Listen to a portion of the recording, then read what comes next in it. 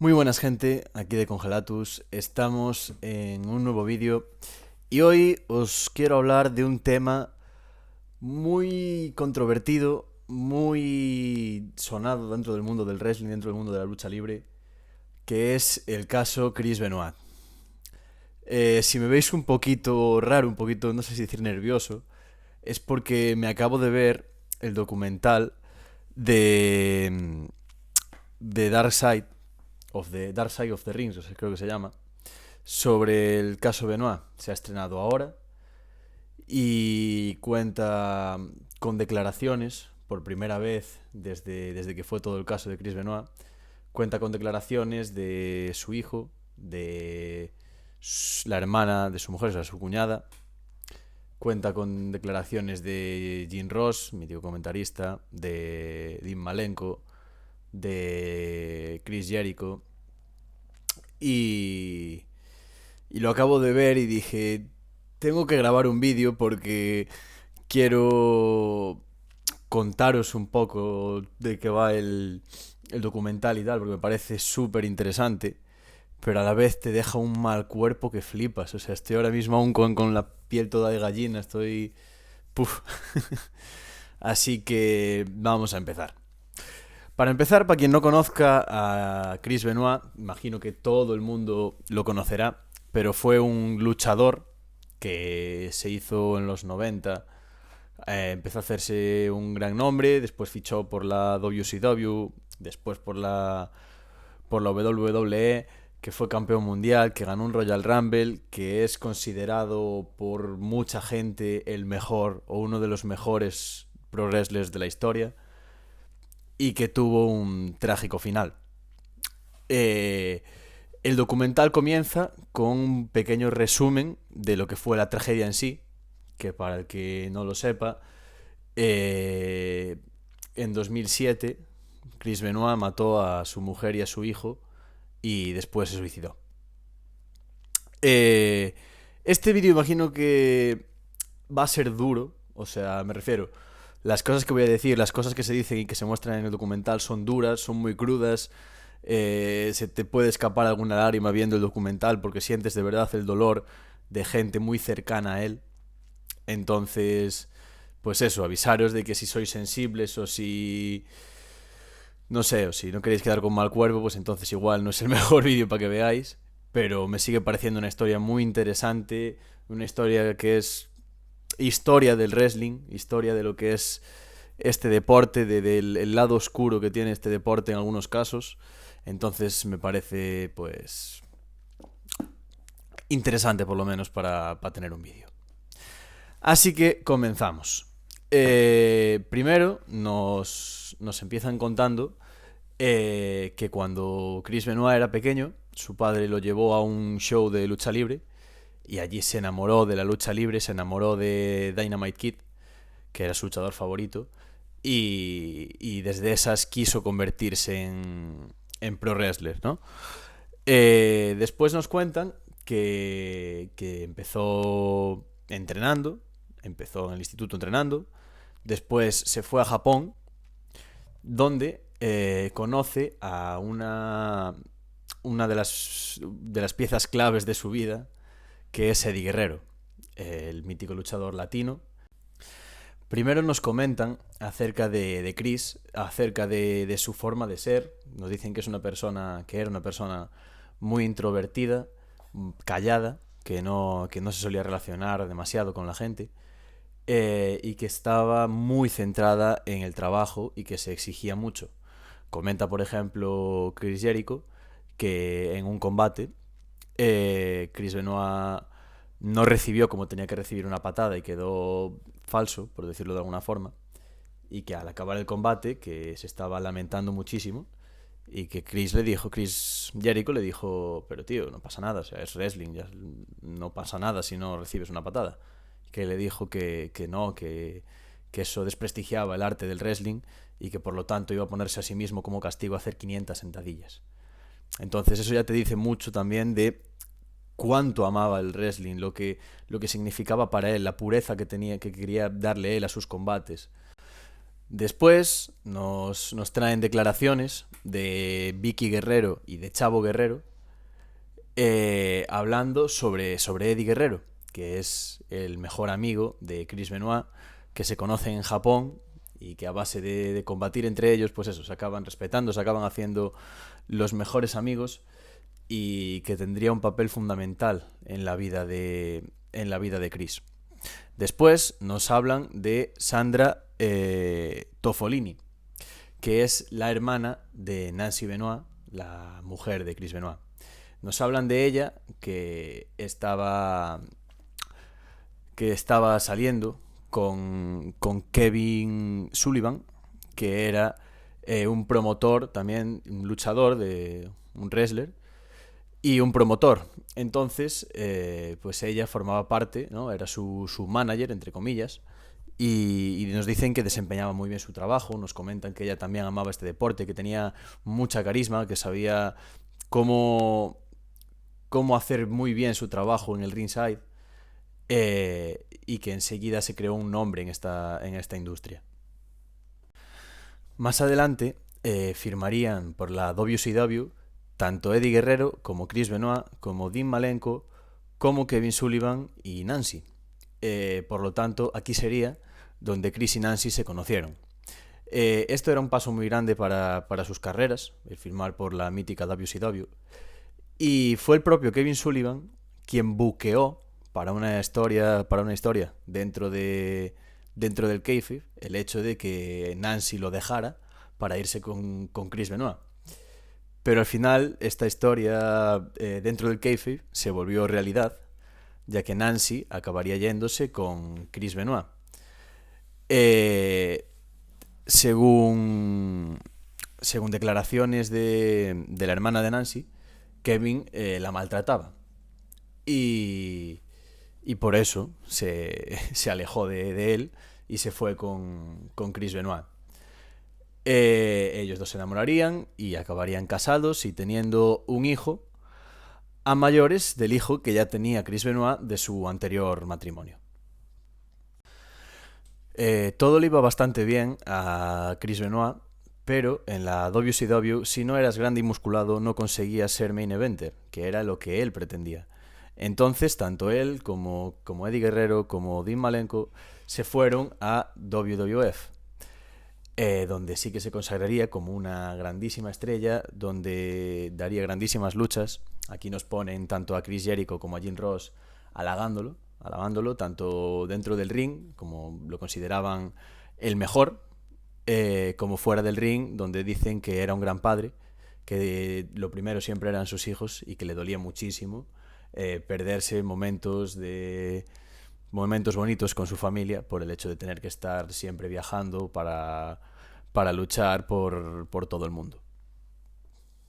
Después nos vuelven a hablar más sobre Eddie Guerrero, del que también consideraban como uno de los mejores luchadores dentro del ring, pero que el cual iba arrastrando cada vez más lesiones, pero no quería tomarse un descanso porque decía que si no, alguien iba a ocupar su lugar. Entonces se seguía machacando noche tras noche, y como no aguantaba los dolores, pues acabó cayendo en el alcohol y en las drogas, pues en parte para mitigar el dolor muscular que tendría, el dolor de las lesiones, y pues en parte porque ya se volvió adicto y ya no lo daba sacado. Entonces todo fue cuesta abajo para él, acabó siendo despedido por la WWE y entrando en rehabilitación.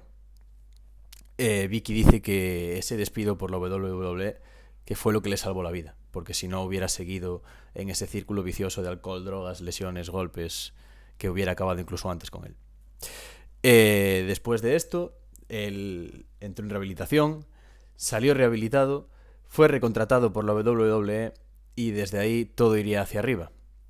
Hasta la noche mágica, que consideran muchos como uno de los momentos, si no el momento más icónico de la historia del wrestling, que es la noche de WrestleMania 20, donde Eddie Guerrero conquistó el campeonato de la WWE y Chris Benoit conquistó el campeonato mundial de los pesos pesados en el main event de la noche, y que acabaría con... que cerraría el show, el magno evento, lo cerrarían con ellos dos fundiéndose un abrazo entre lágrimas, cayendo confeti entre ellos, alzando sus títulos.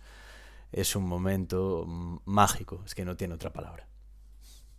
Después de esto nos comentan acerca de la muerte de Eddie. Chavo Guerrero, con un nudo en la garganta, con lágrimas en los ojos, nos cuenta cómo fue él el que encontró a Eddie Guerrero tirado en el suelo, y cómo básicamente su tío murió en sus manos. Es muy crudo, es duro, pero lo cuenta.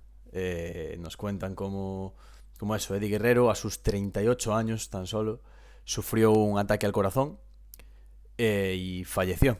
O sea, no fue que recayeran las drogas ni nada, fue simplemente pues que su corazón no aguantó y, y murió. Esto obviamente afectó muchísimo a Chris Benoit, hasta el punto de que desde la muerte de Eddie no volvió a ser el mismo.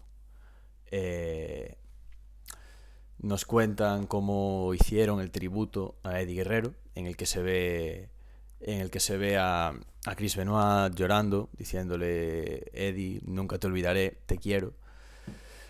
Y que nos dicen después que desde esas se volvió mucho más reservado, incluso dejó de estar alegre, dejó de comunicarse con todos. Jericho dice que prácticamente perdió toda la relación con Chris Benoit después de la muerte de Eddie. Y son momentos muy duros para él. Vicky Guerrero nos cuenta cómo se lo encontró varias veces llorando en el gimnasio, cómo seguía centrado en su trabajo, porque él amaba el wrestling y no quería que se lo notara porque era muy profesional, pero estaba destrozado y no se abría con nadie. Entonces decidieron regalarle un diario para que se comunicara con Eddie, para que escribiera ahí todo lo que le quería decir a Eddie, todo lo que quisiera expresar. Y dicen que a partir de ahí sí que volvió a recuperar un poquito esa, sí que se empezó a abrir con la gente. A pesar de que se empezara a abrir un poco más, seguía siempre deprimido, se volvió una persona muy paranoica, empezaba a comentar cosas de altercados violentos que tenían wrestlers con fans, cogía coches y caminos distintos para ir al gimnasio, tenía un nivel de paranoia que nunca le habían visto y estaban muy preocupados por él. Chris Jericho comenta que le dijo que todos los sitios a los que iban, a todas las arenas a las que iban a luchar, a las que iban a dar shows, que le recordaban todas a Eddie. Entonces todo el mundo estaba convencido de que lo mejor para Chris hubiera sido por lo menos tomarse un descanso para despejar su mente, para intentar alejar, ¿no? lo que es el separar el sitio en el que siempre estaba con Eddie, que es el sitio de trabajo, es decir, los shows todos en los que participaban ambos. Pero él no quiso. Y llegó la fatídica noche del suceso, en el cual Chavo Guerrero recibió un mensaje de... recibió primero una llamada de Chris Benoit en el que le decía que no iba a ir al show el día de antes porque Nancy y Daniel, su hijo y su mujer, se habían intoxicado con comida y que los tenía que cuidar esa noche. Entonces que iría al día siguiente al show. Y después, esa misma noche, le mandó un mensaje de texto a Chavo poniéndole: los perros están encerrados y la puerta de atrás está abierta. Chavo no entendió nada, pero se olía algo raro que pasaba, pero no se imaginaba lo que habría pasado esa noche. Al día siguiente no se presentó en el show que tenían. Entonces Vince McMahon llamó a una patrulla para que fuera a la casa de Chris Benoit. Y allí se encontraron el cuerpo de Chris, el cuerpo de Nancy y el cuerpo de Daniel, los tres sin vida.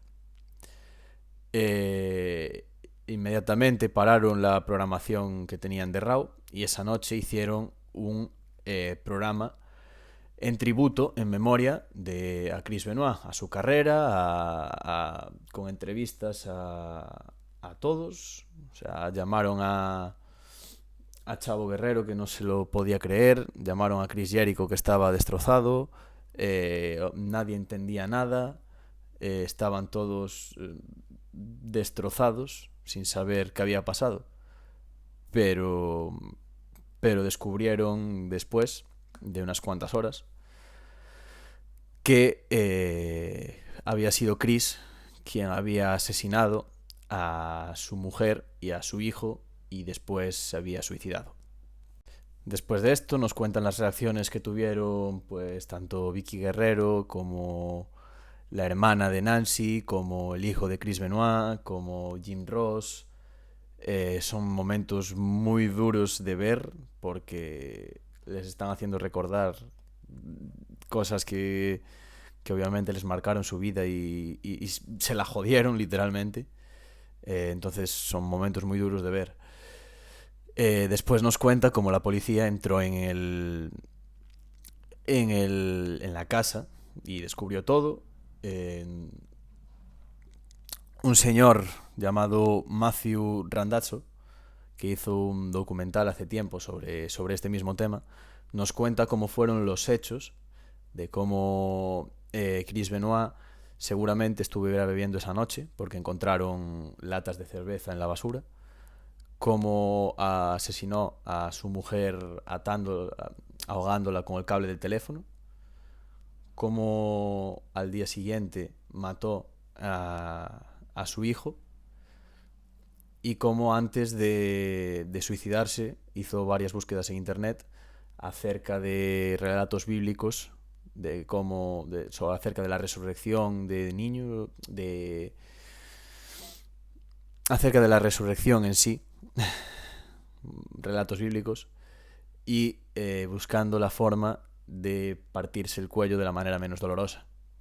Después de eso cogió una botella de vino, fue a su gimnasio y allí se ahorcó.